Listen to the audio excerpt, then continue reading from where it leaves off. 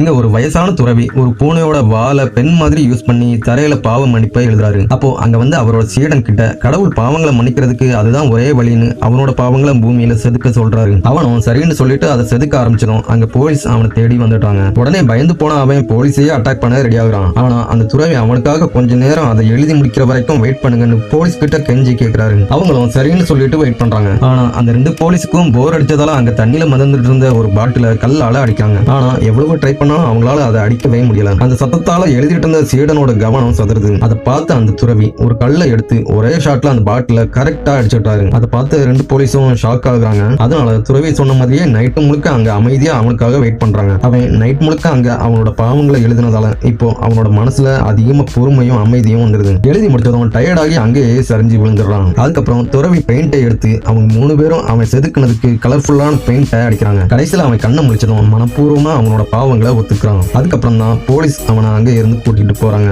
ஆனா அவங்க கிளம்பி போகும்போது போட் அங்க இருந்து மூவ் ஆக மாட்டேங்குது. அந்த துறவியை லைட்டா கையை சச்சதுக்கு அப்புறம் தான் அந்த போட் போக ஆரம்பிக்குது. அவனை போலீஸ் கூட்டிட்டு போறத பார்த்த அந்த துறவி ஒரு குருவா தன்னோட சீடனை சரியான பாதையில வழி நடத்த தவறிட்டோமேன்னு மனசு உடைஞ்சு போயிடுறாரு. இதனால அவரோட மேலாடைய கலட்டிட்டு அமைதியா அந்த போட்லயே உட்கார்ந்து உயிரை விட்டுறாரு. 10 வருஷத்துக்கு அப்புறம் அந்த சீடன் குருவை தேடி திரும்ப வர்றான். அப்போ ரூமுக்குள்ள இருந்து அவரோட ட்ரெஸ்ஸை பார்த்துட்டு ரொம்ப வருஷத்துக்கு முன்னாடியே குரு இறந்து போயிட்டாருன்னு உணர்றான். இதனால பனிக்கட்டிய வச்சு அங்க அவருக்கு ஒரு சிலையை செய்யறான். அவனை பொறுத்த வரைக்கும் அவனோட குரு எப்பவுமே வாழ்வாரு. அப்போ ஒரு நாள் ஒரு லேடி முகத்தை மூடிக்கிட்டு கையில குழந்தையோட அந்த கோவிலுக்கு வர்றான். அன்னைக்கு நைட்டு அவன் அந்த குழந்தைய கோவிலையே விட்டுட்டு யாருக்கும் தெரியாம அங்க இருந்து போறான். அப்போ தெரியாம அங்க இருந்து உரைய வைக்கிற பனிக்குள்ள ஸ்லிப் ஆகி விழுந்துடுறான். ஒருவேளை அது அவளோட கர்மாவா இருக்கலாம். ஆனா அவனுக்கு என்ன நடந்துச்சுன்னு முழுசா தெரிஞ்சுக்காது. கொஞ்ச நாளைக்கு அப்புறம் அவன் சின்ன வயசுல செஞ்ச மாதிரியே ஒரு பெரிய கல்லை அவனோட முதுகுல கட்டிக்கிட்டு கஷ்டப்பட்டு நடந்து போறான். அப்படியே படிப்படியா அந்த மலைக்கு மேல ஏறி போறான். அந்த மலையோட உச்சியில அவன் கொண்டு வந்து அவன் குருவோட சிலையை வைக்கிறான். அந்த டைம்ல தான் அவனுக்கு அடுத்ததா இனிமே அவனோட லைஃப்ல என்ன செய்யணுங்கிற ஞானம் பிறக்குது. அதுக்கப்புறம் அந்த கைவிடப்பட்ட குழந்தையையும் அவனோட சொந்த குழந்தை மாதிரி வளர்க்க ஆரம்பிக்கிறான். அந்த குழந்தை வளர்ந்து இப்போ ஒரு சீடனா மாறுறான். அவனும் புது குருவா மாறிடுறான். ஆனா ஒரு நாள் அந்த சீடன் சின்ன வயசுல அவன் செஞ்ச மாதிரியே அந்த குட்டி பையனும் மீன்கள் மேல கல்ல கட்டி விட்டு கொடுமைப்படுத்துறத பாக்குறான். அப்படியே அந்த லைஃப் சைக்கிள் திரும்பவும் கண்டினியூ ஆகுது.